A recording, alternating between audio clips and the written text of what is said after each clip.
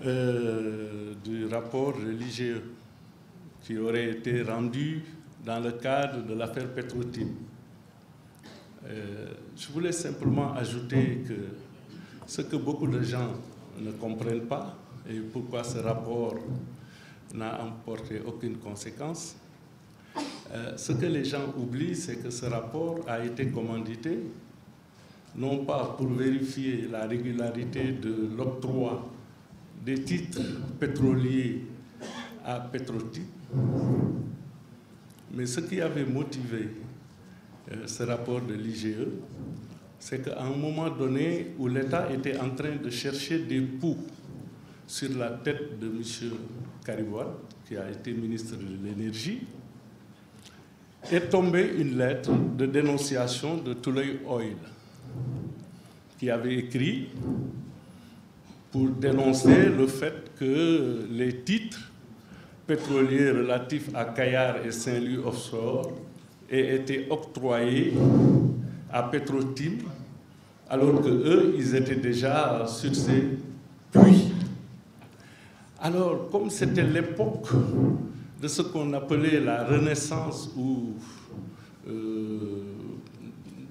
peux le rappeler, Renaissance ou remise en vigueur de la loi sur l'enrichissement illicite, les gens ont cru que c'était une occasion d'envoyer l'IGE pour aller voir ce que Tullow avait dénoncé. Mais c'était simplement dans le cadre d'essayer d'alimenter le dossier de M. Karim Wade devant la CREI. Et c'est pour cette raison qu'on a envoyé l'IGE aller fouiner. Et l'IGE est allé, a fait un rapport en estimant qu'aucune des dispositions de la loi de 1998 n'a été respectée concernant les conditions de l'octroi des 2 titres à Petro-Tim. Et parce qu'on avait cru que la déclaration de Tullow, selon laquelle il avait versé des sommes qu'on lui avait demandé de verser au titre de droit d'entrée, aurait été détournée par le ministre de l'Énergie. Et c'est dans ces conditions que ce rapport a été commandité. Alors, il a été déposé. Et l'autre jour, en entendant M.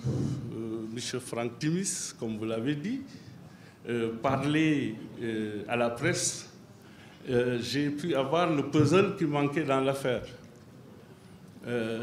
Parce qu'il dit qu'en avril 2012, M. Wang est venu appeler, me disant que le président Macky Sall, qui vient d'être élu, refusait de signer les décrets d'approbation. Et sur le coup, j'ai appelé M. Atepa et j'ai appelé M. Alioune Sall pour qu'il essaie de régler ce problème.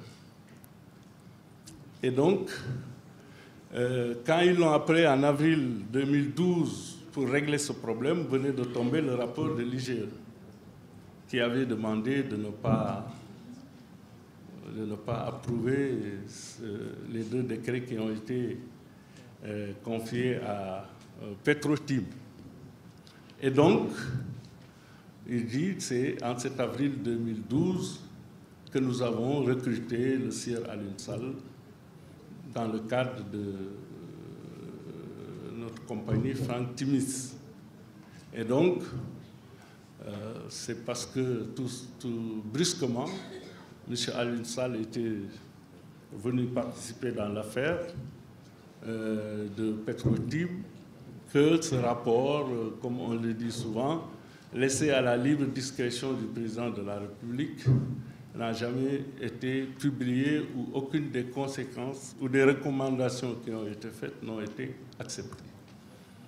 Et donc c'est pour ça que ce rapport est resté dans les tiroirs, parce que tout simplement ce qui était devenu illégal en janvier 2012 et qu'on aurait dû ne pas approuver, le frère du président, comme le dit Franck Timis, venait d'être recruté en avril 2012, et c'est en juin 2012 que les décrets d'approbation ont été signés.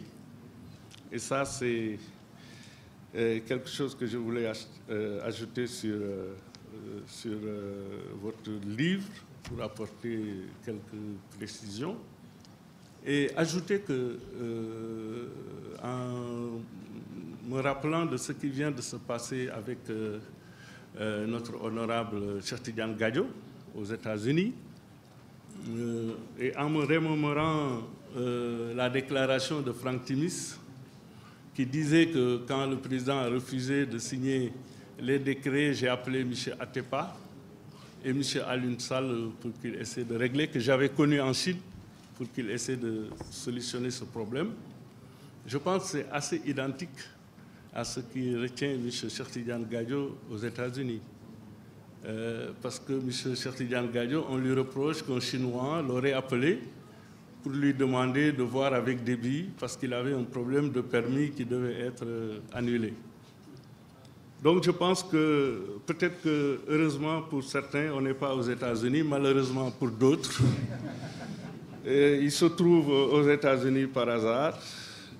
Et je vais terminer avec une dernière chose en disant que l'affaire Petro-Tim, quand même, pose un problème assez sérieux, hein, parce qu'en écoutant M. Franck Timis qui dit « j'ai acheté », auprès de M. Wang, hein, par une annulation d'une dette de 10 millions et 10% de Franck Timis, je me pose la question de savoir qu'est-ce qu'il a acheté. Parce qu'on nous disait au début que Petro-Tim était une filiale d'une grande société, Petro-Asia Limited, dont Petro-Tim était une filiale, et une société Petro-Tim SA au Sénégal qui serait filiale de Petro-Tim Limited.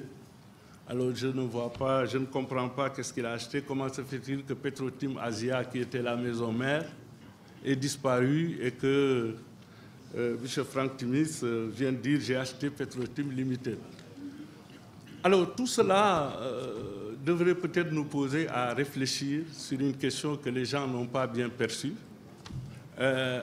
On a l'impression que ceux qui sont venus en 2012 demander qu'on leur donne les titres pétroliers de Kayar et Sénégal Offshore, ils étaient au courant déjà de certaines informations. Pourquoi Eddie Wong est-il venu voir le Sénégal pour demander ces deux titres qui étaient en quelque sorte mitoyens à la frontière mauritanienne, où Cosmos avait déjà fait des découvertes sur le gaz et le pétrole? Comment Michel Wong et Franck Timis ont subitement pu venir en 2012 demander ces blocs qui aujourd'hui présentent une richesse énorme? Et je pense que cette question n'a pas été étudiée et cache beaucoup de choses. On a l'impression que ce qu'on appelle un déni d'initié, certains savaient que, vous savez, le pétrole, quand vous en trouvez chez le voisin, il y a 99,99 que vous ayez chez vous. Donc on a l'impression que certains savaient que Cosmos avait fait des découvertes de l'autre côté de la frontière, et ceux-là se sont précipités pour venir au Sénégal demander les titres qui étaient mitoyens ou adjacents avec ce que Cosmos avait déjà trouvé en Mauritanie. Et je pense que cela, nous pourrons en savoir quelque chose un peu plus tard. Et c'est là où je vais terminer, en vous disant que tout simplement, aujourd'hui, le livre de l'honorable Ousmane Sonko a une vie aujourd'hui, c'est sûr, mais je suis convaincu qu'il aura une deuxième vie à l'occasion de la troisième alternance. Je vous remercie.